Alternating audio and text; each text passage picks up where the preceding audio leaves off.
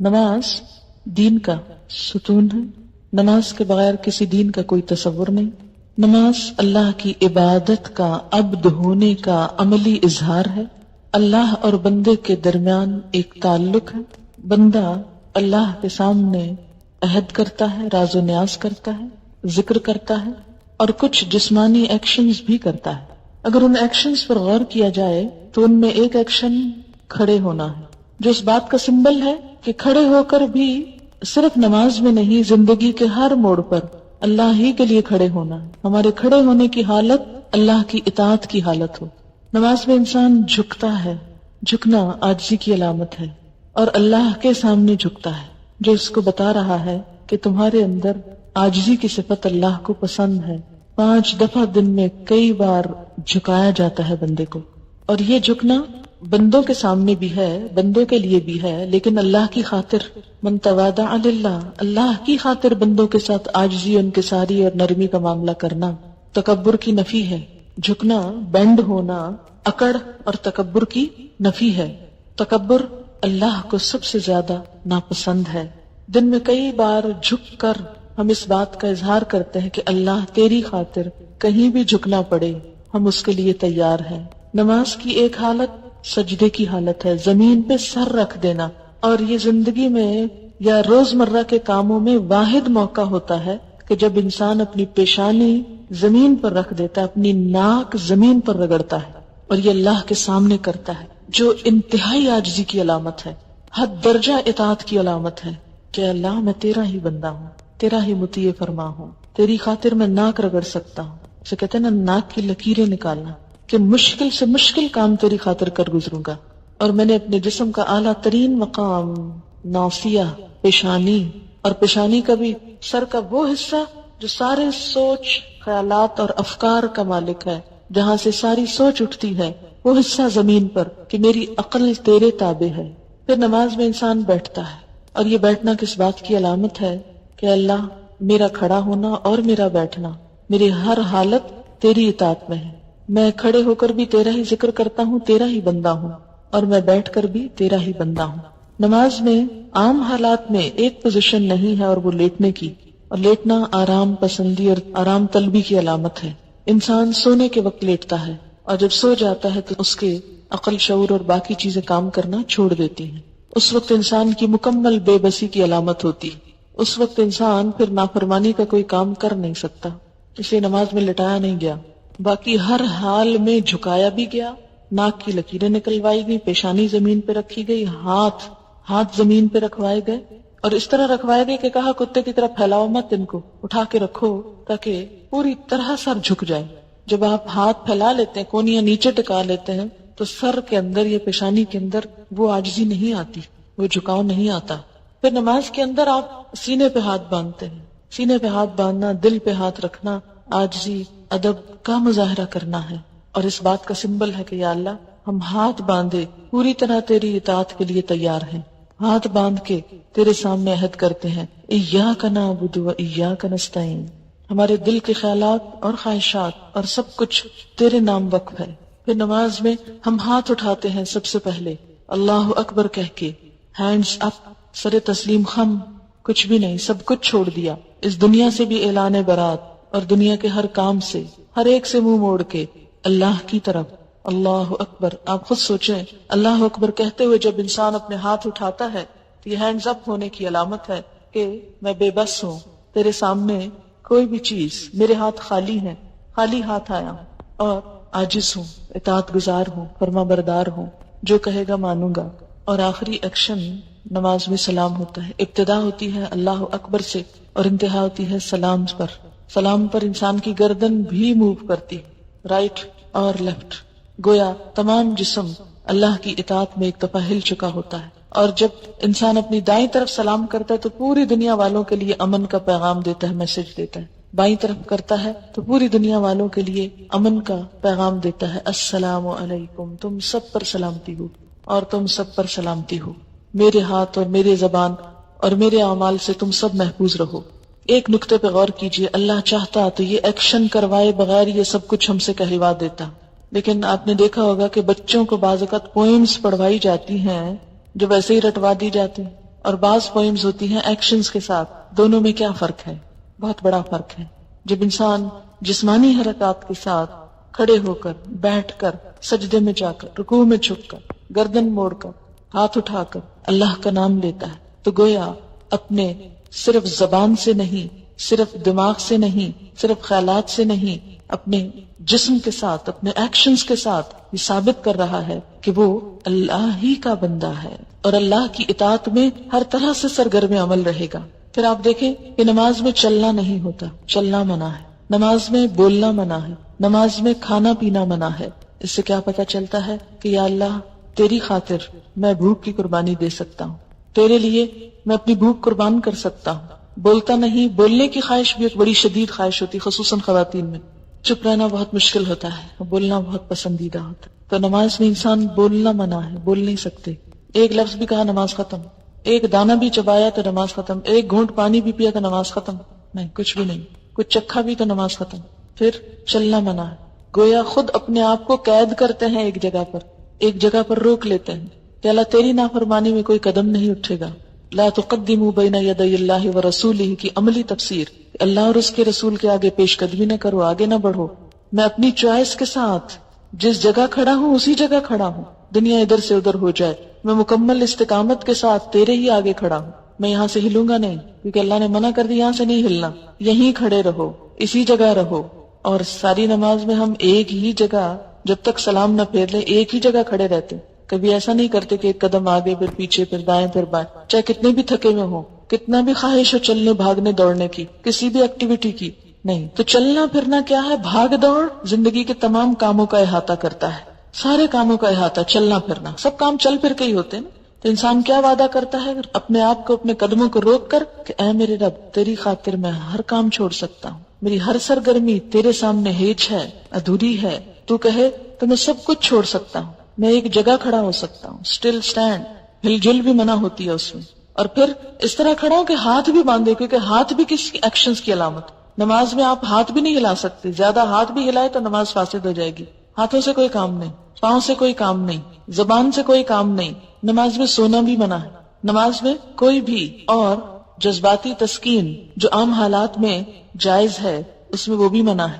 گویا انسان کی وہ تمام حیوانی خواہشات، خواہ کھانا پینا ہو، خواہ نیند جیسی شدید خواہش ہو، خواہ دنیا میں بھاگ دوڑ کی، خواہ اپنے ہاتھوں سے کوئی کام کرنے کی. کہتے ہیں نا بعد میں کہ ہاتھوں میں کھجلی ہوتی رہتی ہے، کچھ نہ کچھ کرتے رہتے ہیں، ہاتھ ان کے رکتے نہیں، چلتے رہتے ہیں ہر وقت. بعضوں کے پاؤں چلتے رہتے ہیں، نچلا بیٹھ ہی نہیں سکتے.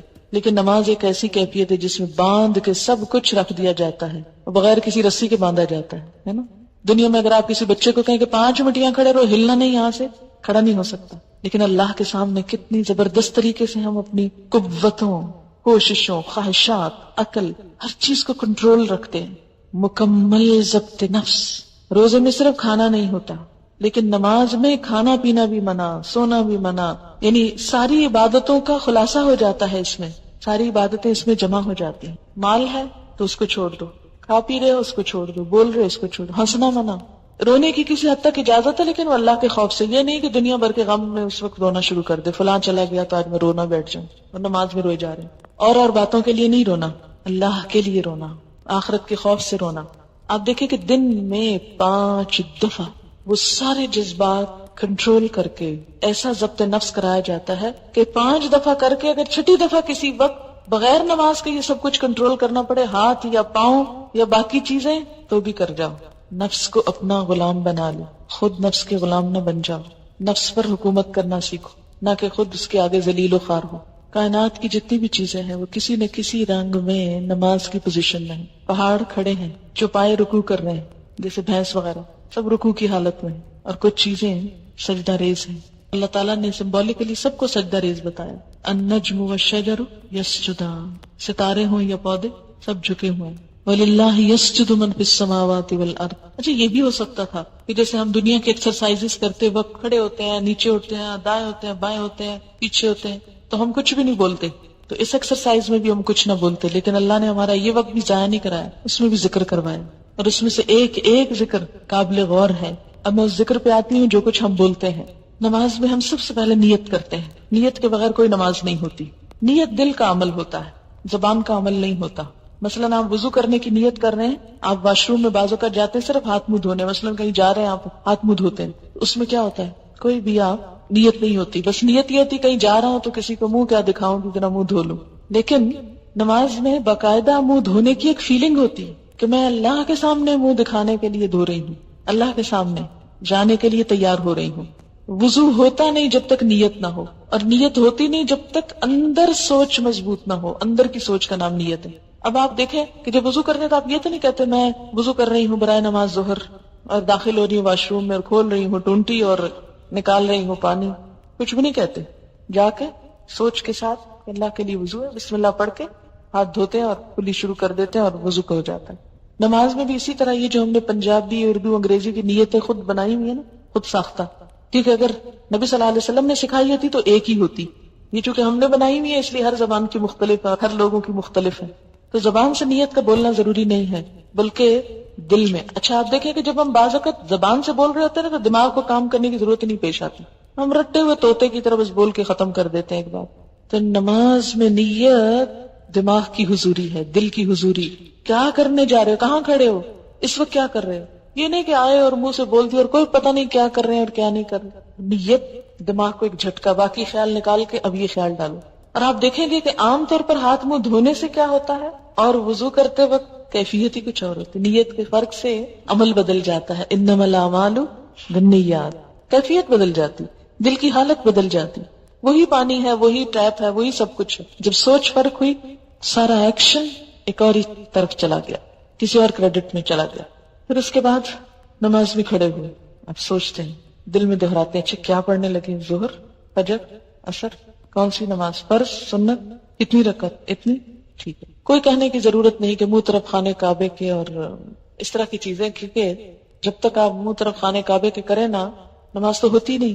اور بعض اوقات لوگ گاڑی میں پڑھ رہے ہوتے ہیں اور بول رہے ہوتے ہیں منہ طرف خانے کعبے کے، اللہ اکبر، رٹے رٹائے جملے. تو آپ نے کیا کرنا، نیت. اور نیت میں صرف یہ نیت نہیں کہ 4 رکعت پڑھ رہی ہیں، یہ 2 رکعت، صرف یہ نیت نہیں، نیت یہ بھی کہ صرف اللہ کے لیے پڑھ رہی ہیں، کوئی ریاکاری نہیں، کوئی دکھاوا نہیں. کیوں؟ اس لیے کہ اگر دکھاوے کی نماز پڑھی تو نبی صلی اللہ علیہ وسلم نے کیا فرمایا، من صلی یرائی فقد اشرکا، جس نے دکھاوے کی نماز پڑھی اس نے شرک کیا. شرک فویل للمصلین، ہلاکت ہے نمازیوں کے لیے، نمازیوں کے لیے. الذین هم عن صلاتهم ساہون الذین هم یراؤون، وہ جو اپنی نمازوں سے غافل ہیں اور وہ جو دکھاوا کرتے ہیں. نماز میں بھی اور عام زندگی میں بھی. نماز ضبط نفس کی ایک ٹریننگ ہے، اور اگر دکھاوا ہے تو ضبط نفس کیا ہوا، خاک. اور پھر ہر جو سٹیپ ہے اس کو صحیح طریقے پر ادا کرنا، کیونکہ بدترین چوری نماز کی چوری ہے، سجدے اور رکوع ادھورے کرنا، جلد بازی میں کرنا، صرف کھڑے ہو کے بیٹھ کے اٹھک بیٹھک کر کے ختم کر دینا. It's not just a physical exercise, یہ کسی انسان کی بتائی ہوئی ایکسرسائز نہیں کہ آپ اس میں غلطی بھی کر لیں. اس میں نہیں ویسے ہم کرتے ہوتے، اس کو اتنا ہی جھکتے ہیں. مثلا اگر آپ نے ایروبکس کبھی کیے ہوں تو آپ کو پتا ہے کہ جتنا جس چیز کو بینڈ کرنے کے لیے کہا جائے تو اتنا ہی کرتے ہیں، اور جب تک اتنا آپ کر نہ جائیں آپ کی بات پوری نہیں ہوتی. آپ ادھورے کریں تو اس کا فائدہ ہی کچھ نہیں ہوتا. نماز میں کیا کہ اچھا پھر کیا ہوا اگر کم ہوا یا زیادہ، اتنی کیا ریجیڈیٹی ہے، نہیں، اس کا بھی وہ صحیح فائدہ نہیں ہوگا جب تک آپ ہر ایکشن جو ہے وہ سنت کے مطابق نہیں کریں گے. اب آپ نے بولنے کا کام شروع کیا، ہاتھ اٹھا کر اللہ اکبر، اللہ سب سے بڑا ہے، ہر چیز سے دستبردار ہوتا ہوں، ہر چیز سے خالی ہاتھ ہوں، صرف اس کی بڑائی کا اعلان کرتا ہوں. اللہ اکبر، کھول دیے ہاتھ، مٹھیاں بند کر کے اللہ اکبر نہیں ہو سکتی، ہاتھ کھولنے پڑیں گے. کھول دیے، کچھ بھی ہے گر گیا ہاتھوں سے، سب کچھ چھوڑ سکتا ہوں. اور جب ہاتھ اٹھاتا ہے نا انسان اللہ اوپر کرتا ہے تو بغلوں کے نیچے سے بھی سب کچھ گر جاتا ہے، کہیں پر کچھ نہیں چھپا سکتا. اس طرح ہاتھ رکھے ہیں تو چھپا سکتے ہیں. جب اللہ اکبر کہتا ہے انسان سب کچھ خالی ہو جاتا ہے، ہر چیز سے دستبردار ہو جاتا ہے، کچھ ساتھ چپکا ہوا نہیں رہ سکتا. نماز کی حالت میں کوئی بوجھ نہیں اٹھا سکتا. تو کیا ہوا آپ کا، اللہ اکبر، اللہ کی بڑائی کا اعلان، سب سے بڑا ہے تو، سب سے بڑا. دیکھیں کتنی دفعہ کہتے ہیں اللہ اکبر، کتنی دفعہ.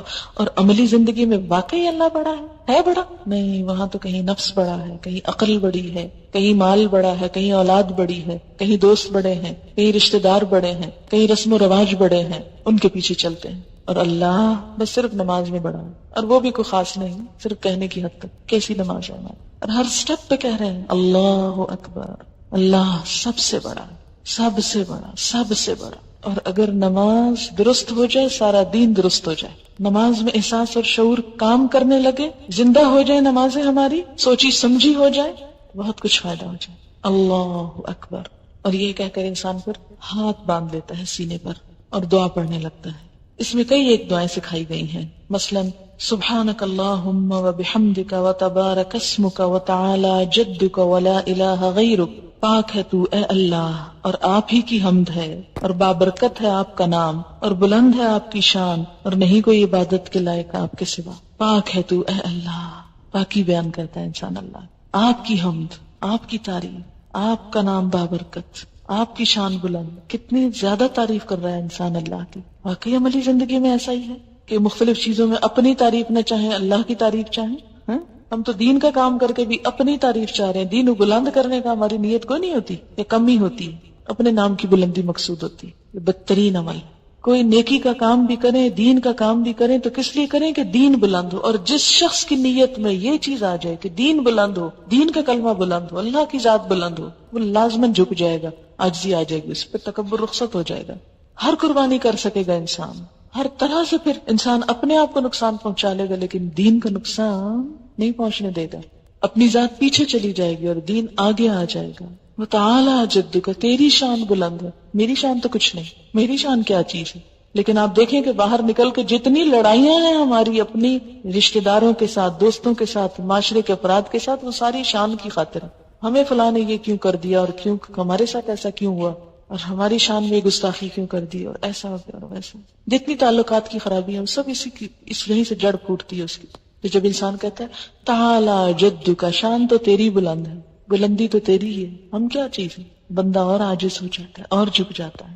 ولا الہ غیرک، تیرے سوا تو کوئی الہ نہیں، تجھی کو پوچھتا ہوں، تیری ہی عبادت کرتا ہوں، اپنے نفس کی نہیں، عقل کی نہیں. ایک اور دعا بھی سکھائی گئی، اللہم باعد بینی و بین خطایایا کما باعدت بین المشرق والمغرب. اے اللہ میرے درمیان اور میرے گناہوں کے درمیان اتنی دوری پیدا کر دے جتنی مشرق اور مغرب کے درمیان. یعنی میں جو غلطیاں کر رہا ہوں ابھی تک، اے اللہ ان کو مجھ سے دور کر دے، ہٹا دے، کیونکہ وہ جو مجھے چمٹ گئی تو وہ وبال جان جہنم میں لے جائیں. یا اللہ میری غلطیاں مجھ سے اتنی دور لے جا جتنا یہاں سے مشرق و مغرب کا فاصلہ ہے، بہت ہی دور، کہ ان کے اب مجھے نقصان یا ان کے اثرات نہ بھگتنے ہوں.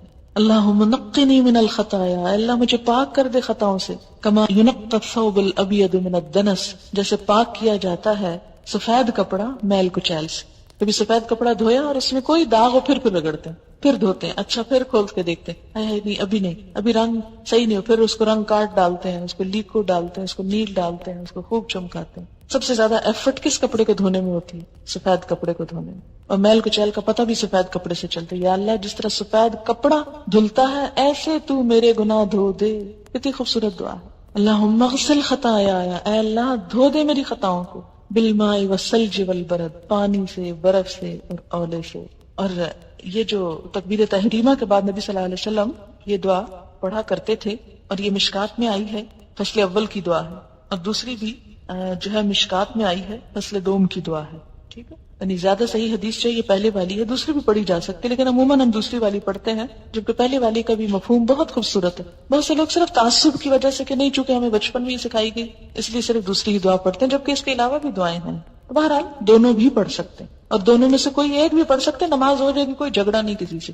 لیکن جو اپنا فائدہ جتنا کرے اتنا ہی اچھا ہے، اگر یہ دونوں پڑھ لے تو زیادہ ہی اچھا ہے. اور آپ دیکھیں گے کہ جو ہی آپ یہ کہنا شروع کریں گے اللہم باعد بینی و بین خطایا، تو واقعی شرمندگی کا احساس ہوگا اور گناہوں سے بیزاری ہوگی. پھر اس کے بعد اعوذ باللہ من الشیطان الرجیم، اللہ تیری پناہ میں آتا ہوں شیطان مردود سے جو میرا پیچھا نہیں چھوڑتا، جو مجھے ہر وقت تھکائے ہوئے، ستائے ہوئے ہے، بہکائے ہوئے ہے. بسم اللہ الرحمن الرحیم، اللہ کے نام کے ساتھ جو بڑا ہی مہربان ہے، بڑا رحم کرنے والا ہے. میں اس عبادت کا آغاز کرتا ہوں. الحمدللہ رب العالمین، سب تعریف اللہ کے لیے ہے جو رب ہے تمام جہانوں کا. پوری یونیورس کو اس نے پیدا کیا اور ان کا خیال رکھ رہا ہے، جو ذرے سے پائے تکمیل تک پہنچاتا ہے. پہاڑ کی اصل بھی ذرہ ہے، پانی کی اصل بھی قطرہ ہے، سمندر کی اصل بھی ذرہ ہے، درخت کی اصل بھی بیج ہے، انسان کی اصل بھی نطفہ ہے. ہر جو بڑی بڑی چیز ہم کو نظر آتی ہے یہ اصل میں کیا تھی؟ بہت چھوٹی حقیر. اس رب کا کمال یہ ہے کہ اس نے حقیر چیز کو اتنی شان دے دی، اتنا بڑا کر دیا. رب العالم، رب جو ذرے سے کمال تک پہنچائے، جو ذرے کو چمکا ڈالے، اسے اہمیت دے دے. ہم کیا چیز تھے، وہ رب جس نے ہم حقیر پانی کا ایک چھوٹا سا کیڑا جس کا کوئی نام نہ تھا، لم یکن شیئا مذکورا، اسے رب نے اتنا بڑا کر دیا، ایک بولنے سننے دیکھنے والا، عقل استعمال کرنے والا اور بڑی بڑی باتیں کرنے والا بنا دیا۔ تو تعریف تو میری نہیں، میں تو ایک حقیر چیز تھی، اللہ کی تعریف۔ الرحمن، بڑا ہی مہربان، الرحیم، بار بار رحم کرنے والا، 70 ماؤں سے بڑھ کے پیار کرنے والا، اس کی رحمت سے ہی جی رہی ہوں، ورنہ جتنے گناہ ہیں شاید اگلا سانس بھی نہ لے سکوں۔ مالک یوم الدین، جزا سزا کے دن کا مالک، بدلے کے دن کا مالک۔ مالک یوم الاخرہ نہیں کہا گیا، مالک یوم الدین کہا گیا، بدلے کا دن، بدلے کا دن۔ اگر دنیا میں کسی دن کو آپ دیکھیں، بڑے دن منائے جاتے ہیں، مناتے ہیں نا، آج خواتین کا دن ہے، آج مزدوروں کا دن ہے، اور آج بچوں کا دن ہے، اور پولیو کا دن ہے، اور کسی ایک دن میں کہا جائے اگر آج بدلے کا دن ہے تو کیا حالت ہو؟ بدلے کا دن، قیامت کی سب سے بڑی مشکل ہی تو یہ ہے کہ وہ بدلے کا دن ہے۔ کون سا بدلہ؟ اچھا بدلہ بھی، جزا بھی اور سزا بھی، دونوں ہی چیزیں۔ من یعمل مثقال ذرۃ خیرا یرا ومن یعمل مثقال ذرۃ شرا یرا، نیکی کا ذرہ بھی جا دیکھے گا انسان، اور برائی کی حالت بھی جا دیکھے گا۔ لا تخفى منکم خافیہ، کوئی چھپی ہوئی چیز چھپی نہ رہ جائے گی۔ وبرزوا للہ الواحد القہار، سب نمایاں عیاں ہر چیز سامنے آ جائے گی۔ وَأُرِدُوا عَلَىٰ رَبِّكَ صَفًّا، صف در صف پیش کر دیے جائیں گے۔ وَوُضِعَ الْكِتَابُ، کتاب رکھ دی جائے گی، اور انسان کہے گا مَا لِهَٰذَا الْكِتَابِ لَا يُغَادِرُ صَغِيرَةً وَلَا كَبِيرَةً إِلَّا أَحْصَاهَا، کوئی چھوٹی بڑی چیز اس کتاب نے نہیں چھوڑی مگر جس کو گن گن کے نہ رکھا۔ گنی ہوئی چیزیں، ایک ایک نمبر گنا ہوا۔ اس انسان کے اتنے ہزار جھوٹ، اس انسان کی اتنی غیبتیں، اس انسان کی اتنی گالیاں، اس انسان کی اتنا احصا ہوتا ہے کسی چیز کو شمار کرنا، اسٹیٹسٹکس کے ساتھ کسی چیز کو پیش کرنا۔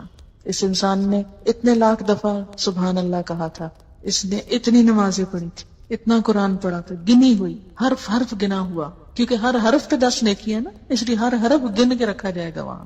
ایسے کمپیوٹرز ہیں کہ سوچ نہیں سکتا انسان، اس کی بنیاد پر پھر جزا دی جانے لگے، ذرہ ذرہ تول لیا جائے گا۔ فَأَمَّا مَنْ ثَقُلَتْ مَوَازِينُهُ فَهُوَ فِي عِيشَةٍ رَاضِيَةٍ وَأَمَّا مَنْ خَفَّتْ مَوَازِينُهُ فَأُمُّهُ هَاوِيَةٌ وَمَا أَدْرَاكَ مَا هِيَ نَارٌ حَامِيَةٌ، جس کے نام اعمال بھاری ہوں گے وہ دل پسندائش میں ہوگا، اور جس کے اس بدلے کے دن ہلکے ہو گئے وہ مصیبت میں مبتلا ہو جائے گا۔ اس کی ماں تو پھر خبر گیری کرنے والی حاویہ وہ جہنم ہوگی، تمہیں کیا پتا کہ کیا ہے، کھولتی آگ، ابلتی بھڑکتی آگ۔ ایاک نعبد، ہاتھ باندھ کے ہر نماز میں کھڑے ہو کر کئی دفعہ دن میں عہد، صرف تیری ہم عبادت کرتے ہیں، صرف تیری۔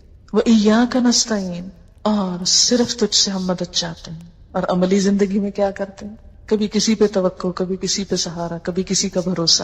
جھوٹ کہتے ہیں جو نماز میں کہتے ہیں، اسی لیے تو نماز قائم نہیں ہو رہی۔ کسی بھی چیز کی بنیاد جب جھوٹ پر ہوتی ہے تو وہ قائم نہیں ہو سکتی، جھوٹ کے پاؤں نہیں ہوتے۔ تو جو شخص سچی نماز پڑھتا ہے پھر ہو نہیں سکتا کہ اس کی زندگی میں غیر اللہ شامل ہو جائے۔ ایاک نعبد، صرف تیری ہم عبادت کریں، وایاک نستعین، صرف تجھ سے مدد چاہتے ہیں۔ انسانوں سے کوئی مدد لینا، مثلا میں آپ سے کہوں کہ یہ پانی کا گلاس اٹھا کے نیچے رکھ دیں، یہ اس میں شامل نہیں ہوتا۔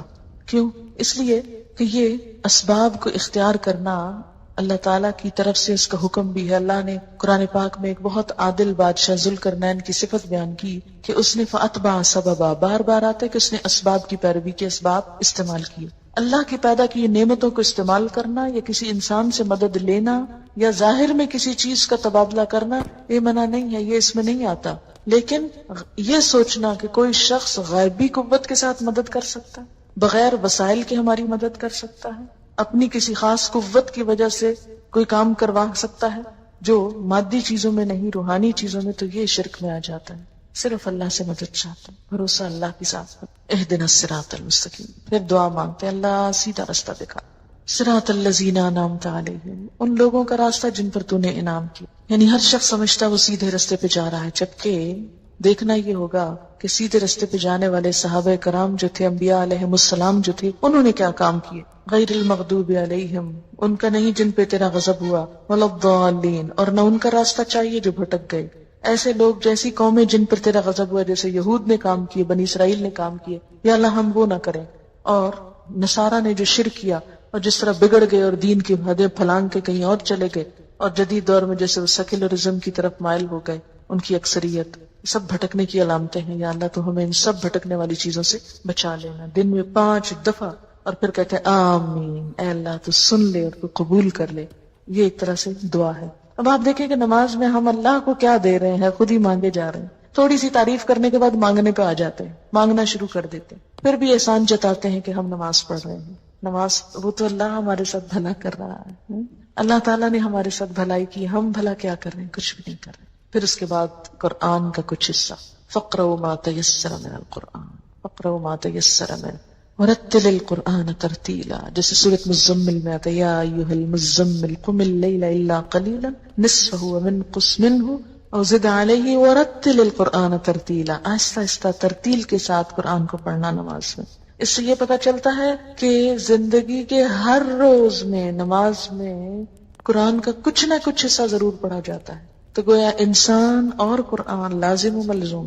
عموماً لوگ صرف قل هو اللہ پہ گزارا کرتے ہیں. کھانے میں تو ہم ایسا نہیں کرتے کہ صرف ایک چھوٹی سی چیز پہ گزارا کریں، ایک ہی کھانا روز کھاتے جائیں، ایک ہی لباس روز پہنتے جائیں. لیکن نماز میں ہم کیا کرتے ہیں کہ ہم ایک ہی قل هو اللہ پڑھے جاتے ہیں. تو نماز میں کوشش کریں کہ نبی صلی اللہ علیہ وسلم کے جو مسنون صورتیں تھی مختلف نمازوں میں پڑھا کرتے تھے وہ پڑھیں. اگر وہ یاد نہیں تو کم از کم اتنا تو قرآن پڑھیں کہ جس کو قرآن پڑھنا کہا جا سکے، نہ کہ صرف یہ کہ خانہ پوری.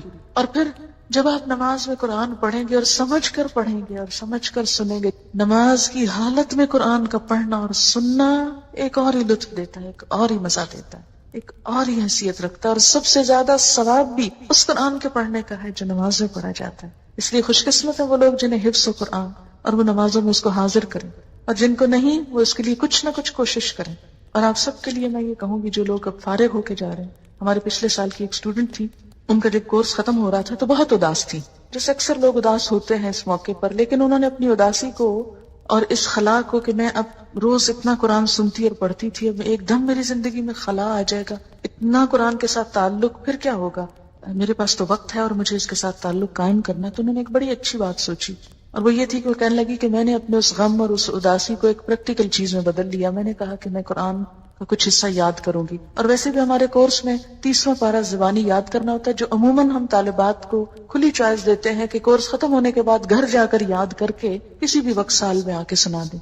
تو 30واں چونکہ ہماری طرف سے لازم تھا تو انہوں نے کیا کیا، جاتے ہی قرآن پاک چھوٹی چھوٹی صورتوں کے ساتھ یاد کرنا شروع کر. اب وہ کہتی تھی کہ جس طرح میں پہلے دن میں 10 دفعہ سبق ترجمے سے یاد کرتی تھی، اب میں نے کیا کیا، 10 نہیں 20 دفعہ ایک ایک آیت پڑھتی تھی. جب آیت یاد ہوتی پھر 2 آیتیں ملا کے 20 دفعہ کرتی. پھر اسی طرح پہلے یہ ہوتا کہ جب کوکنگ کر رہے ہیں تو قرآن پڑھ رہے ہیں، تو اب بھی میرا روٹین ہوتا تھا کہ اس وقت بھی قرآن پڑھ رہے ہیں. کہتی ڈرائیونگ کر رہی ہوتی تھی تو لائٹس پہ گاڑی رکتی تھی تو فوراً قرآن اٹھاتی اور سورت کو یاد ویسے پڑھتی رہتی. اور پھر کیا کرتی، تھوڑی سی جہاں سے بھولتی وہاں سے سپارہ دیکھ کے یاد کرتی. پھر کہتی کہ میں نے ایک حافظہ کا بندوبست کیا کہ جو مجھ سے سنتی تھی، کیونکہ میں سمجھتی تھی کہ اب اتنا زیادہ ہو گیا کہ میں خود سے نہیں کر سکی. قرآن سنانے سے ہی زیادہ یاد ہوتا ہے، غلطی نکلتی ہے تو پتہ چلتا ہے کہ کہاں کھڑے.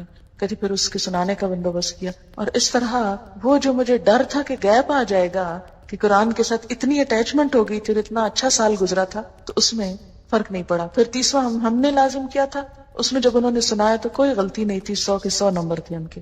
پھر اس کے بعد انہوں نے کیا کیا، خود اپنے اون پہ 29واں بھی، کیونکہ بچے ان کے بڑے ہیں، 2 ہیں، بڑے ہو چکے ہیں، کتنا گھر کا اتنا خاص کام نہیں. خود ڈینٹسٹ تھی، کام چھوڑ دیا فی الحال. اور اگر ڈینٹسٹ ہوں بھی اور پریکٹس کریں بھی تو آپ دیکھیں کہ آپ لوگوں کے دانت جوڑتے رہیں، توڑتے رہیں، نکالتے رہیں، ڈالتے رہیں اور ساتھ قرآن پڑھتے رہیں. میرے دانت میں ایک دفعہ تکلیف ہوگی تو میں ڈینٹسٹ کے پاس مجھے آدھا گھنٹہ بعض اوقات اس چیئر پہ بیٹھنا پڑتا تھا، اور وہ کسی نہ کسی نرس یا ادھر ادھر بات شات کرتے رہتے تھے. تو میں سوچتی کاش اس شخص کو قرآن آتا ہو یا اس کو قرآن کی سمجھ ہو یا کوئی اچھی باتیں، تو اس وقت یہ مریض کو اتنا لمبا لیکچر دے سکتا ہے کھڑے کھڑے باتوں میں. تو وہ بھٹی جھونکنے والے اور اس کی مثال پھر آ گئی نا. اچھے دوست اور اچھے ساتھی، جلیس کا لفظ کوئی بھی جو ساتھ بیٹھ جائے، صرف دوست نہیں، جو دلی دوست، کوئی بھی جو پاس بیٹھا ہو، اس کی مثال ہے وہ.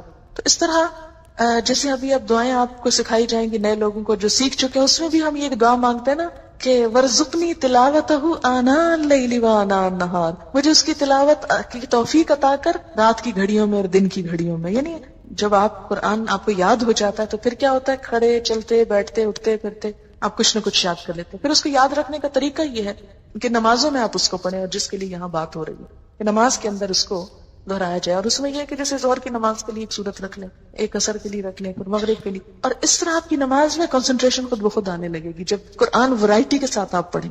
اور اگر کل هو اللہ پہ صرف زور رہا, اس کو آپ بے شک شامل کریں اپنی نماز میں. جیسے ایک صحابی تھے, وہ ہر نماز کی ہر رکعت میں ہر اور تلاوت کے ساتھ کل هو اللہ ضرور پڑھتے تھے. تو کسی نے حضور سے شکایت کر دی صلی اللہ علیہ وسلم, تو آپ نے اس سے پوچھا, تو انہوں نے کہا مجھے اس سورت سے بڑی محبت ہے. تو آپ صلی اللہ علیہ وسلم نے فرمایا تمہاری اس سورت کی محبت نے تجھے جنت میں داخل کروایا. تو اچھی سورت ہے, ضرور پڑھے. یہاں میرے کہنے کا مطلب یہ نہیں کہ کل والا چھوڑ دیں, ضرور پڑھے, لیکن اس کے ساتھ ویرائٹی کے ساتھ قرآن, کبھی کہیں سے کبھی کہیں سے کبھی کہیں سے. تو آپ دیکھیں گے انشاءاللہ نمازیں بہت امپروو ہوں گی. اور سب سے زیادہ جو قرآن پڑھنے کا اجر اور ثواب اور لطف ہے وہ نمازی کے اندر ہے. پھر اس کے بعد ہم کیا کرتے ہیں, اللہ اکبر کہہ کر پھر رکوع میں جاتے ہیں. رکوع میں اور اس وقت ہم کیا پڑھتے ہیں, سبحان ربی العظیم, پاک ہے میرا رب جو بہت بڑا ہے, میں تو بہت چھوٹی ہوں, میں تو جھکی ہوئی ہوں, بڑا تو وہ ہے. عملی طور پہ اپنے آپ کو پریکٹیکلی فزیکلی اپنے آپ کو بینڈ کر کے, اور پھر انسان اللہ کی عظمت کی بات کرتا ہے, سبحان ربی العظیم. اور یہاں پر ایک دعا بھی پڑھی جاتی ہے, سبحانک اللہم ربنا وبحمدک اللہم اغفر لی. اور یہ دعا بھی نبی صلی اللہ علیہ وسلم سے ثابت ہے. یہ پہلی دعا اور دوسری دعا یہ دونوں ہی مشکات سے ہیں. پہلی دعا جو ہے مشکات کی فصل اول سے, اور دوسری فصل دوم سے. اچھا, فصل اول سے کیا مراد ہے, اس میں کیٹیگری ہے. جو سب سے زیادہ صحیح حدیثیں ہیں وہ فصل اول میں ہے, جو ذرا کم ہے کسی بھی لحاظ سے تو وہ سیکنڈ کیٹیگری میں. پھر تیسری میں کچھ ضعیف حدیثیں بھی شامل ہیں اس میں. تو یہ جو دعا ہے سبحانک اللہم ربنا وبحمدک اللہم اغفر لی, یہ پہلے درجے کی دعاؤں میں سے ہے. اس کو بھی پڑھ سکتے ہیں. اور اس کا معنی کیا ہے, پاک ہے تو اے اللہ, اے ہمارے رب, اور تعریف تیرے ہی لیے. اللہ میاں مجھے بخش دے, میں تیرا عاجز بندہ, تو میری بخشش کر. ہم یوں بھی کر سکتے ہیں, 3 دفعہ سبحان ربی العظیم پڑھ کے چوتھی دفعہ یہ پڑھ لیں, یا 2 دفعہ یہ پڑھ لیں, جیسے آپ چاہیں. اس میں اوپن چوائس ہے. جب انسان اپنی عاجزی کو تسلیم کرتا ہے نا, اپنی کمی حقارت کو, پھر لازمی بخشش کی دعا نہیں کرتے, اللہ تعالیٰ پھر تو مجھے معاف کر دے, معاف کر دے. کیونکہ ہم اللہ کا شکر تو ادا کر ہی نہیں سکتے, اور اس کی نعمتوں پہ شکر ادا نہ کرنا یہ ایک قصور ہے. اگر ہم کوئی گناہ نہ بھی کریں, کچھ بھی نہ کریں, ہم چپ بھی بیٹھے رہیں, یہ بھی ایک قصور ہے. اللہ نے زبان دی سے اس کے ذکر میں کیوں نہیں استعمال کیا. بہرحال پھر اس کے بعد ہم رکوع سے اٹھ جاتے ہیں, اور اس وقت پھر اٹھتے اٹھتے اللہ کی تعریف کرتے ہیں. سمع اللہ لمن حمدہ ربنا ولک الحمد حمدا کثیرا طیبا مبارکا فیہ. سن لیا اللہ نے جس نے اس کی تعریف کی, جس نے اللہ کی تعریف کی, اللہ نے اس کی بات سن لی. اب دیکھیں کہ جب آپ کو یقین ہو کہ کسی نے آپ کی بات سن لی, بات پہنچ گئی, کتنا لطف آتا ہے اس چیز میں. سن لی. کوئی کسی کی بات نہ سنے کیسا لگتا, آپ کسی سے بات کرنا چاہیں وہ سنے نہ آگے سے, میں نہیں سننا چاہتا, جاؤ یہاں سے, کتنا برا لگتا. سمع اللہ لمن حمدہ, اللہ اتنا پیارا ہے کہ جو اس کی تعریف کرتا ہے وہ اس کی بات سن لیتا ہے. چپکے سے بھی کہتے ہیں نا, دل دل میں, وہ بھی سن لیتا ہے. سمع اللہ ربنا, اے ہمارے رب, ولک الحمد, تعریف تیرے ہی لیے ہے. پھر تعریف, اور کیسی تعریف, حمدن کثیرن, بہت زیادہ تعریف, طیبن, پاکیزہ تعریف, اچھی تعریف, مبارکن فی, بابرکت. یہ جو دعا پڑھی ہے میں نے آخر میں, یہ بھی فصل اول کی دعا میں سے مشکات کی. یہ جو دعا حدیث میں آتا ہے کہ نبی صلی اللہ علیہ وسلم نماز پڑھا رہے تھے کہ سلام پھیرنے کے بعد آپ نے پوچھا کس نے یہ دعا پڑھی ہے. کسی شخص نے پیچھے سے محبت میں آ کے یہ پڑھی تھی. آپ نے فرمایا میں نے 30 سے زیادہ فرشتوں کو اس دعا کی طرف لپکتے دیکھا کہ وہ اسے اٹھانا چاہتے تھے. اتنی بڑی نیکی تھی کہ ایک سے ایک آگے بڑھ کے اس کو اٹھانا چاہ رہا ہے. یہ نیک عمل ہم لے کے جائیں گے اللہ تعالیٰ کے پاس. بالکل ایسے ہی جیسے کسی کو پھول پیش کرنے تو ہر ایک کی خواہش ہوتی ہے میں پھول پیش کروں. کیوں؟ کیونکہ پھول پیش کرنے میں بھی کیا ہوتا ہے, ایک آنر ہے نا. تو فرشتوں کو بھی نیک بندوں کی نیکی اٹھا کے لے جانے اور پیش کرنے میں ایک آنر ہوتا ہے ان کے لیے. تو میں پیش کروں گا, ہم اس کو لے کے جائیں گے اس نیک عمل, یہ ہمیں دے دے. اچھی چیز ہر کوئی لینے اور اٹھانے کو تیار ہوتا ہے نا.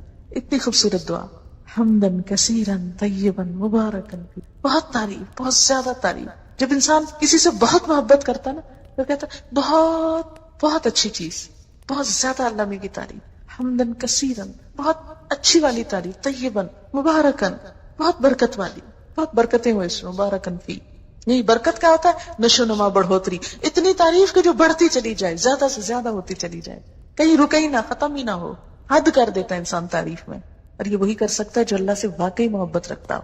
پھر انسان سجدے میں آتا ہے, سر زمین پہ رکھ دیتا ہے. عام حالات میں آپ دیکھیں اگر نماز کے علاوہ کوئی کسی کو کہے اچھا ذرا زمین پہ سر رکھو, کتنا مشکل کام ہے نا.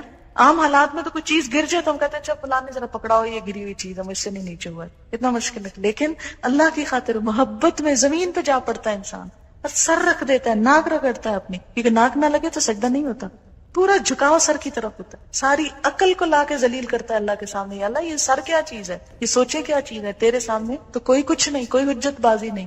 اور کیا کہتا ہے، سبحان ربی الاعلی، میں ہوں حقیر و ذلیل لیکن پاک ہے میرا رب جو اعلی اور الاعلی سب سے زیادہ بلند ہے. میں اس وقت سب سے نچلی پوزیشن میں ہوں اور میرا رب سب سے زیادہ بلند ہے. سبحان ربی الاعلی.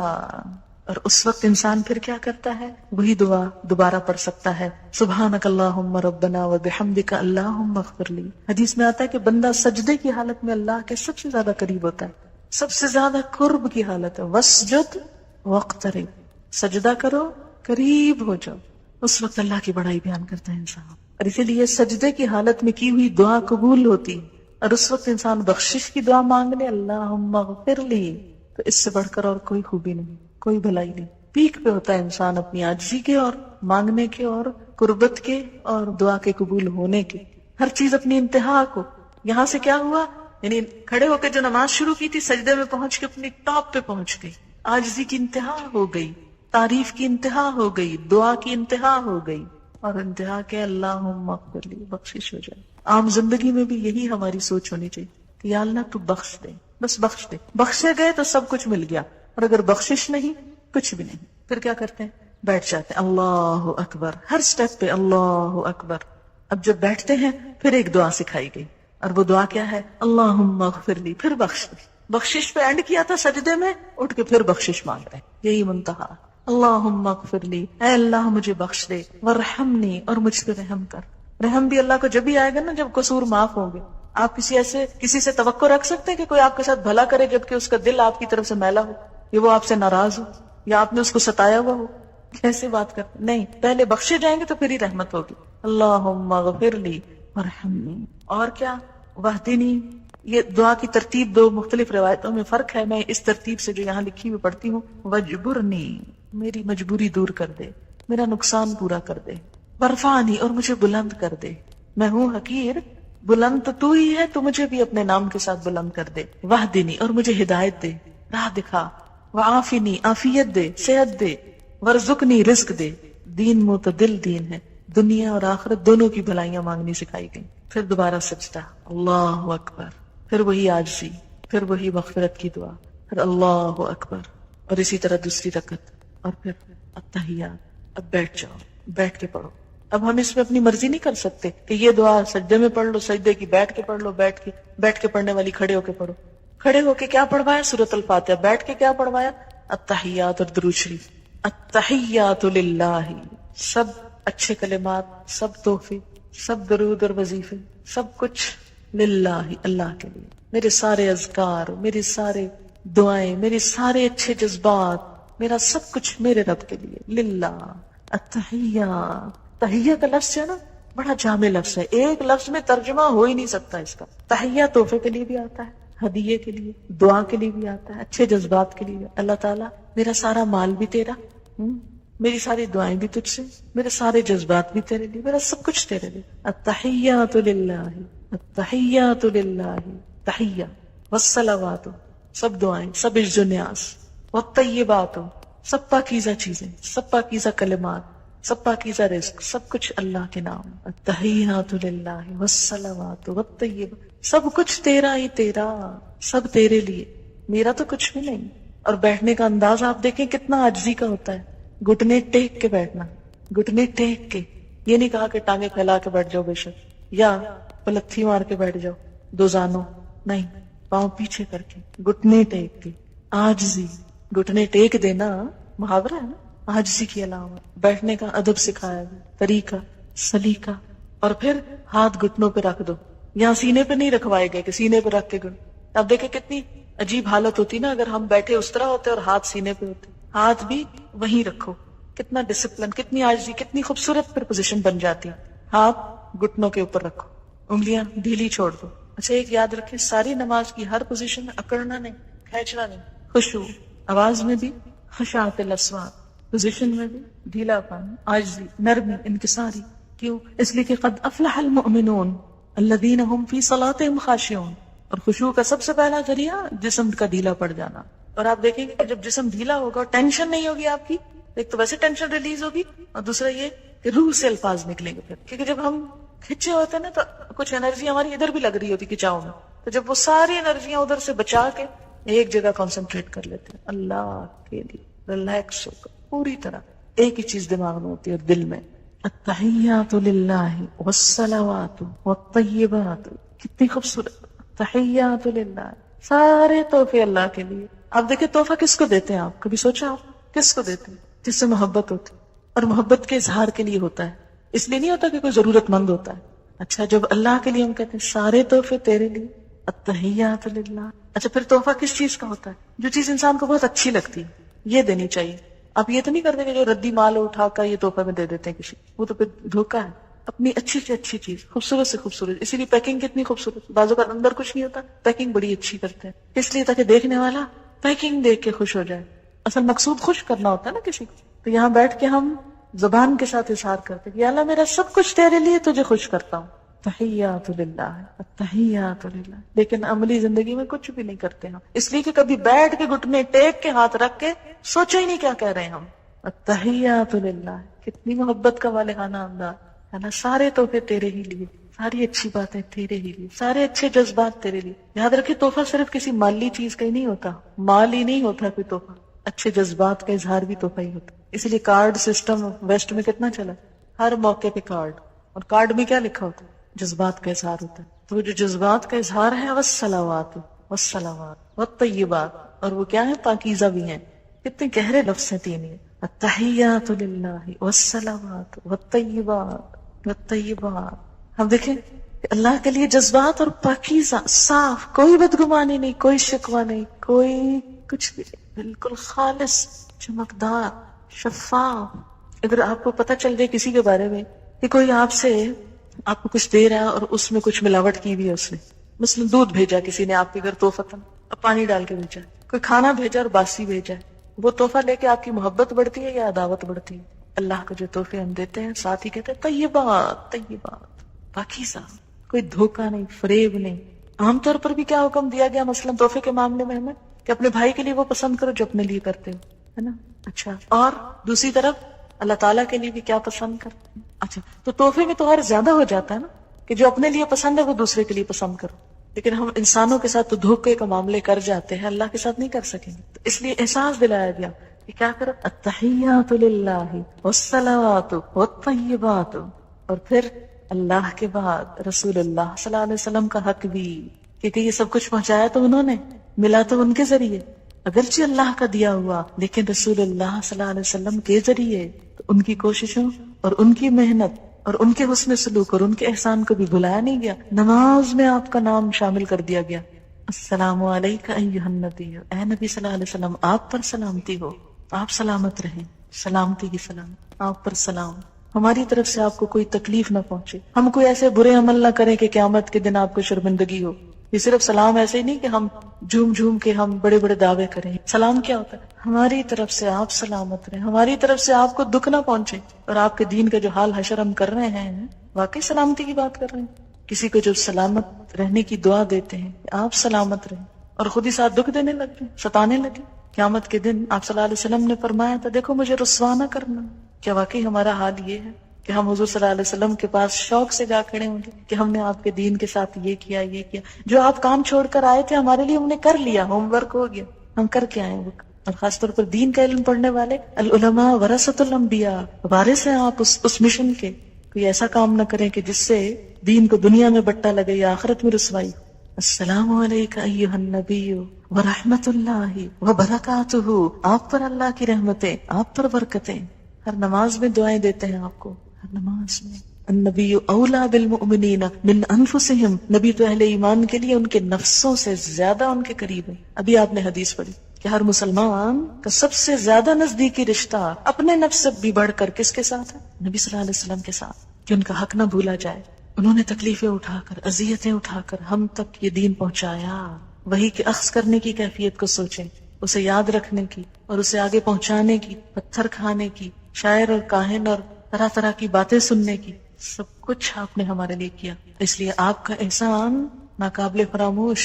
اور اس احسان کے لیے اگر اس دور میں تو ہوتا تو زیادہ سے زیادہ کیا ہوتا. جو صحابہ کرام تھے وہ جواب میں آپ کو جا کے کوئی چیز دے آتے کہ جی آپ نے ہم پہ بڑا احسان کیا, ہم بھی آپ کے ساتھ بھلا کر رہے ہیں. وہ تو آپ کی پھر زندگی تک کے لیے ہوتا نا. بعد کے لوگوں کے لیے کیا ہوتا, میرے آپ جیسوں کے لیے کیا ہوتا, ہم کیا کرتے. کتنا اللہ نے ہم پہ رحم کیا کہ ہمیں یہ دعا سکھا دی کہ دعا دے کے بھی ہم کچھ نہ کچھ اس احسان کا بدلہ دے سکتے ہیں. کہ آپ پر سلامتی ہو, آپ پر اللہ کی رحمت ہو, آپ پہ برکتیں ہو, اور پھر السلام علینا, ہم پر بھی سلامتی ہو. اللہ ہم کو بھی ہر شر سے محفوظ رکھے. وعلی عباد اللہ الصالحین, اور اس موقع پہ سب اللہ کے نیک بندوں کو شامل کر لیا دعا میں. یہ ہے اللہ کی رحمت کہ کسی بھی محسن کا حق مارا نہ جائے, کسی بھی نیک بندے کا. یعنی اللہ کے جتنے نیک بزرگ اولیاء جو ان کو نام دے, جو بھی کوئی گزرا آج تک, صالح عباد اللہ الصالحین, کسی بھی دور میں سب کے لیے دعائیں. کتنی وسعت آتی ہے مومن کے دل میں, سب کے لیے دعائیں. اشہد ان لا الہ الا اللہ واشہد ان محمدا عبدہ ورسولہ. پھر کلمہ پڑھتا ہے شہادت انسان. میں گواہی دیتا ہوں کہ اللہ کے سوا کوئی عبادت کے لائق نہیں, اور میں گواہی دیتا ہوں کہ محمد رسول اللہ کے بندے اور اس کے رسول ہیں, کہ میرے رہنما و ہادی و برحق محمد رسول اللہ ہیں. پھر درود شریف پڑھا جاتا ہے خاص طور پر. پھر درود شریف ایک دفعہ سے جیسے حق نہیں ادا ہوا, ابھی کچھ اور. اللہم صلی علی محمد, اے اللہ رحم و کرم فرما محمد صلی اللہ علیہ وسلم پر, وعلی آل محمد, اور آپ کی آل پر, اور آل میں سب ان کی امت شامل ہو جاتی. کما صلیتا, جیسا کہ تو نے رحم و کرم فرمایا, علی ابراہیم, ابراہیم علیہ السلام پر, وعلی آل ابراہیم, اور آل ابراہیم علیہ السلام پر. اللہ کے دوست تھے نا ابراہیم علیہ السلام. اب بعض لوگ کہتے ہیں یہ کیوں آیا درود شریف میں کما صلیتا, کیا حضرت ابراہیم بڑے ہو گئے پھر حضور سے؟ دیکھیں ایک تو کمپیئر نہیں کرنا چاہیے. دوسری بات یہ کہ چونکہ وہ آپ سے پہلے آئے تھے زمانی اعتبار سے, تاریخی اعتبار سے, اور ان پر بڑی برکتیں اور رحمتیں ہو چکی تھی, اور وہ اللہ کے دوست تھے. اتخذ اللہ ابراہیم خلیلا, اللہ نے ان کو دوست بنایا. فرشتے بھیجے جب قوم لوط کی طرف, اور وہ حضرت ابراہیم علیہ السلام کے پاس بیٹے کی خوشخبری دینے کے لیے آئے, تو اس وقت آپ کو یاد ہوگا کہ ان کی بیوی نے جب تعجب کا اظہار کیا کہ میرا بچہ کیسے ہو سکتا ہے, میں تو بوڑھی بانجھ ہوں. آپ کو یاد ہوگا کہ اس وقت انہوں نے ان کو کتنے خوبصورت الفاظ میں خراج تحسین پیش کیا, اور اس وقت انہیں کہا کہ اللہ کی رحمتیں اور برکتیں ہوں آپ پر اے اہل بیت. تو یہ اللہ تعالیٰ نے حضرت ابراہیم علیہ السلام کے احسانات کے بدلے میں ان کو اتنا بڑا مقام دیا, اور چونکہ اس سے پہلے ان کو دیا جا چکا تھا اس لیے اس کا بطور مثال ذکر کیا گیا. کما کا مثال کے لیے آتا ہے, جیسے پہلے ہو چکا ایسے ہی اب آپ محمد صلی اللہ علیہ وسلم کے ساتھ بھی کریں. اور پھر انک حمید مجید, بے شک آپ تعریف کے لائق ہیں, بزرگ ہیں. بیچ بیچ میں اللہ کی تعریف بھی. اللہم بارک علی محمد, اے اللہ برکتیں بھیج محمد صلی اللہ علیہ وسلم پر, وعلی آل محمد, اور آل محمد پر, کما بارکت علی ابراہیم وعلی آل ابراہیم, جیسے آپ نے برکت بھیجی ابراہیم اور آل ابراہیم پر. انک حمید مجید, بے شک آپ تعریف والے ہیں, بزرگ ہیں. اور پھر تشہد کی آخری دعا, اور یہ بھی دعائیں کئی ایک ہیں, شاید 12-13 دعائیں ثابت ہیں. ہم عموماً رب اجعلنی مقیم الصلاۃ ومن ذریتی, ربنا تقبل دعا, ربنا اغفر لی ولوالدی وللمؤمنین یوم یقوم الحساب. یہ ابراہیم علیہ السلام کی دعا جو سورۃ ابراہیم میں آتی ہے ہم پڑھتے ہیں. لیکن نبی صلی اللہ علیہ وسلم سے اور دعائیں بھی ثابت ہیں, مثلا اللہم انی اعوذ بک من عذاب القبر.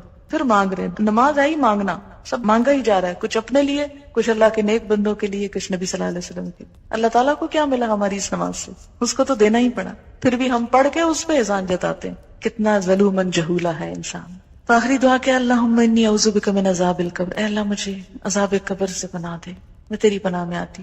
واعوذ بک من عذاب جہنم, جہنم کے عذاب سے تیری پناہ میں آتی. واعوذ بک من فتنۃ المسیح الدجال, اور مسیح الدجال کے فتنے سے تیری پناہ میں آتی. یہ بڑے بڑے فتنے ہیں جن سے انسان بچ گیا تو کامیاب ہو گیا, قبر, جہنم, مسیح الدجال, دجالی فتنہ. واعوذ بک من فتنۃ المحیا والممات, اور زندگی اور موت کے سب فتنوں سے تیری پناہ میں آتی. اللہم انی اعوذ بک من المأثم والمغرم, اے اللہ میں گناہوں سے اور قرض سے تیری پناہ میں آتا ہوں. اتنی اچھی دعا. اسی طرح ایک اور دعا, اللہم انی ظلمت نفسی ظلما کثیرا ولا یغفر الذنوب الا انت فاغفر لی مغفرۃ من عندک وارحمنی انک انت الغفور الرحیم. الہی میں نے ظلم کیا اپنی جان پر, ظلم بہت زیادہ, اور نہیں کو بخش سکتا گناہوں کو سوائے آپ کے, تو مجھے خاص بخشش سے نواز. فاغفر لی مغفرۃ من عندک وارحمنی, اور مجھ پہ رحم کر دے. انک انت الغفور الرحیم, بے شک تو غفور الرحیم ہے.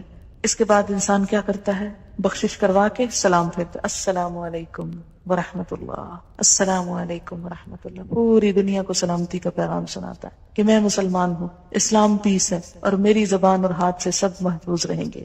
جو ہی نماز پڑھ چکتا ہے انسان تو پھر اس وقت مسنون دعاؤں میں کیا آتا ہے کہ سب سے پہلے بلند آواز سے آپ صلی اللہ علیہ وسلم پڑھا کرتے تھے اللہ اکبر. ابتدا بھی اللہ اکبر سے، انتہا ہو چکی تو بھی اللہ اکبر، اور 3 دفعہ کہتے تھے استغفر اللہ استغفر اللہ استغفر. یہ پوری نماز کی 2 ہی بڑی باتیں ہیں، اللہ کی بڑائی اور اپنے گناہوں کی بخشش. اللہم انت السلام ومنک السلام تبارکت یا ذا الجلال والاکرام. اے اللہ آپ سلامتی والے اور آپ ہی کی طرف سے سلامتی ہوتی، آپ بابرکت ہیں اے بزرگی اور عزت والے رب. کیوں؟ اس لیے کہ اگر نماز کے بعد فوراً جائے نماز لپیٹ کے اٹھ جائیں تو آپ کو یوں لگے گا جیسے کچھ پورا نہیں ہوا، رہ گیا. اس لیے وہ کیونکہ پورے پیک پہ انسان پہنچ چکا ہوتا نا، تو ایک دم اس سے باہر آ کر دنیا میں رل مل جانا اتنا ممکن نہیں ہوتا. تو اس کیفیت کو آہستہ آہستہ آہستہ آہستہ نارمل کیا گیا ہے. نماز شروع ہوتی وضو کے ساتھ، تیاری، پریپریشن کہ اللہ کے پاس جا رہے، ملاقات، اور اس بات کا احساس کہ اللہ کے پاس ایک دن قیامت کے دن اسی طرح آ کے ملنا ہے. 5 دفعہ تجربہ کروایا جاتا ہے دن میں اللہ کے سامنے کھڑے ہونے کا اور سب کچھ چھڑوا دینے کا. حشر کے میدان میں بھی سب کچھ چھوٹ جائے گا اور ایک اللہ کے سامنے جا کے کھڑا ہونا. اور وہ کیفیت کیا ہوگی؟ صرف ایک دفعہ اگر کبھی سوچ لینا نماز میں سب مستی اور کسبل نکل جائے اور پوری خشوع آ جائے نماز کے اندر کہ قیامت کے دن بھی ایسے ہی اللہ کے سامنے کھڑا ہونا. آج بھی کھڑا ہوں، کیسے کھڑا ہوں؟ اللہ کے سامنے کھڑا ہوں. یہ اللہ کے سامنے کھڑے ہونا ہے.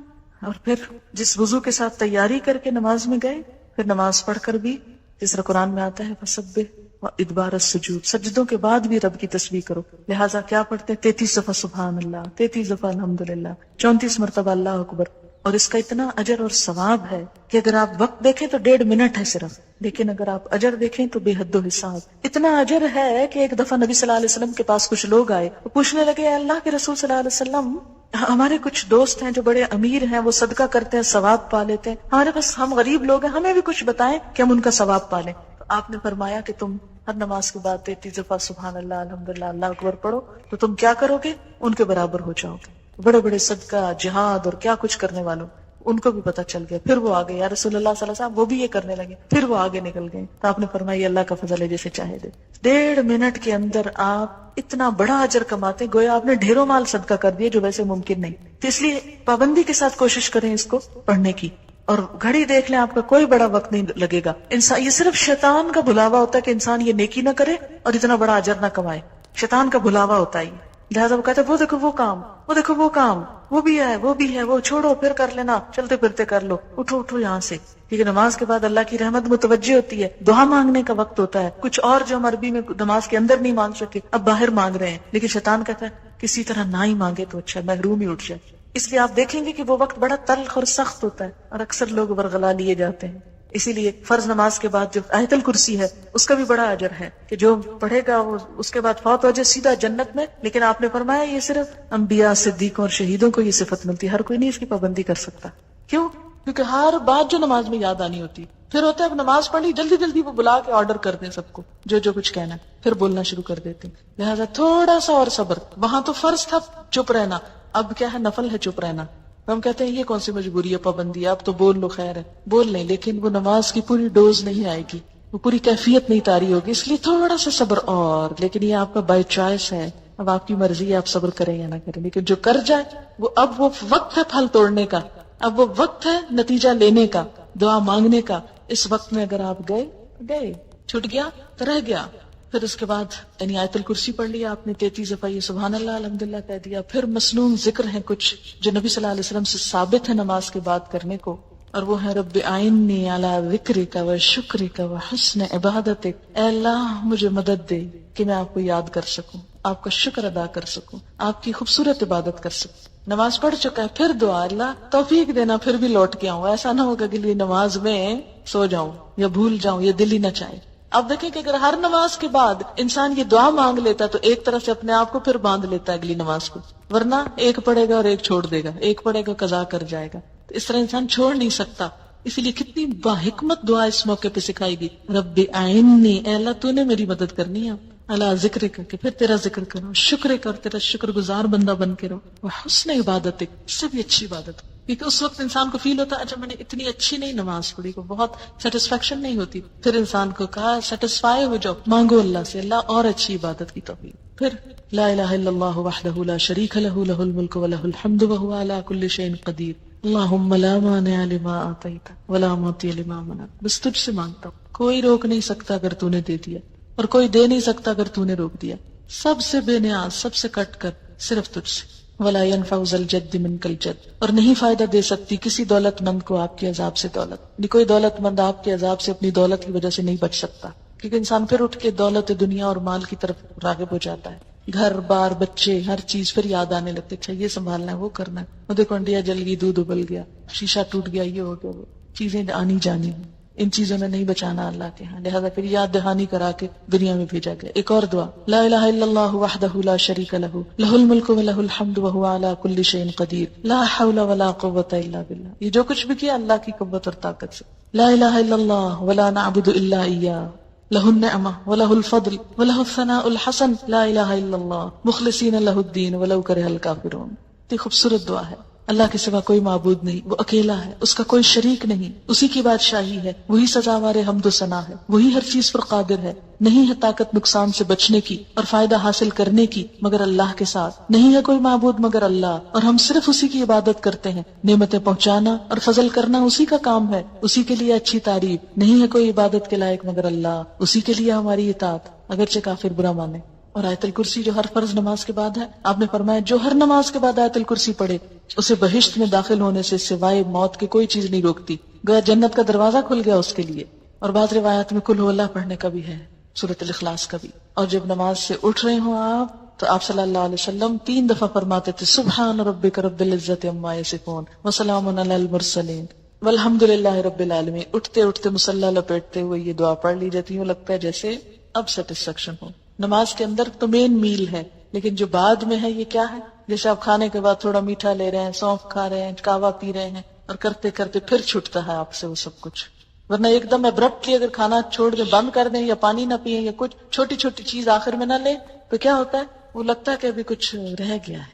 تو اس طرح آپ کی نماز جو ہے مکمل ہوتی ہے، اس عہد و پیمان کے ساتھ آپ 5 دفعہ دنیا میں واپس لوٹتے ہیں۔ اگر یہ نماز باشعور ہو جائے تو زندگی سیدھی ہو جائے۔ یقیمون الصلاۃ، آپ نے نماز کو قائم کیا، اللہ آپ کو قائم کر دے گا نیکی پر۔ اور دعا، نماز جب سلام پھیرتا ہے انسان تو جو نماز ہوتی ہے وہ فرشتے اٹھانے لگتے ہیں، لیکن جس کی اچھی نیت اس کے منہ پہ دے ماری جاتی ہے، اللہ کو کوئی نہیں پسند آئی، یہ کیا پڑھا تھا تم نے، ریجیکٹڈ۔ جیسے بعض ٹیچرز کاپیاں اٹھا اٹھا کے بچوں کی پھینکتے ہیں، لے جاؤ، پھاڑ دیتے ہیں، کوئی فائدہ نہیں اس کا۔ پھر نماز دعا بھی دیتی ہے بندے کو کہ اللہ تجھے بھی قائم رکھے جس طرح تو نے مجھے قائم رکھا، اور جو نماز کو خراب کرتا نماز اسے بد دعا دیتی، اللہ تجھے بگاڑے، تیرا سب کچھ بگاڑے جس طرح تو نے مجھے بگاڑا۔ کچھ سوال ہیں کہ میں جلدی سے جواب دیتی ہوں۔ نماز ختم کرنے سے پہلے سورۃ البقرہ کی آخری آیات اور حشر کی آیات پڑھنا جائز ہے؟ ذکر میں آپ جو کچھ بھی پڑھیں، لیکن یہ مسنون نہیں ہے، مسنون وہی ہے جو میں نے آپ کو بتا دی ہے۔ اس کے علاوہ آپ اردو پنجابی میں اپنی دعا مانگ سکتے ہیں، جو بھی آپ کریں۔ کیا نماز کے بعد دعا مانگنا واجب ہے؟ میں نے سنا کہ حضور صلی اللہ علیہ وسلم ہر نماز کے بعد دعا نہیں مانگتے، اس لیے اس کو ضروری سمجھ کر پڑھنا بدعت ہے۔ یہ جو اذکار میں نے آپ کو بتائے ہیں یہ تو مسنون ہے، وہ مراد اس سے ہی کہ جو ہم لمبی چوڑی بہت ساری دعائیں کرتے ہیں وہ لازم نہیں، لیکن اس کا یہ مطلب نہیں کہ نماز سے سلام پھیرتے ہی آپ فوراً اٹھ کھڑے ہوں، نہیں، یہ جو ذکر ہے یہ مسنون ہے۔ نماز میں سلام سے پہلے عربی میں اپنے لیے کوئی دعا مانگ سکتے ہیں، مسنون دعاؤں میں سب کچھ آ جاتا ہے، ربنا آتنا بھی پڑھ سکتے ہیں۔ اچھا ایک بات یاد رکھیں، سجدے میں قرآن نہیں پڑھا جاتا، سجدے میں قرآن نہیں پڑھا جاتا، درود شریف کھڑے ہو کے نہیں پڑھا جاتا، سلام کھڑے ہو کے نہیں پڑھا جاتا، بیٹھ کے پڑھا جاتا ہے نماز میں۔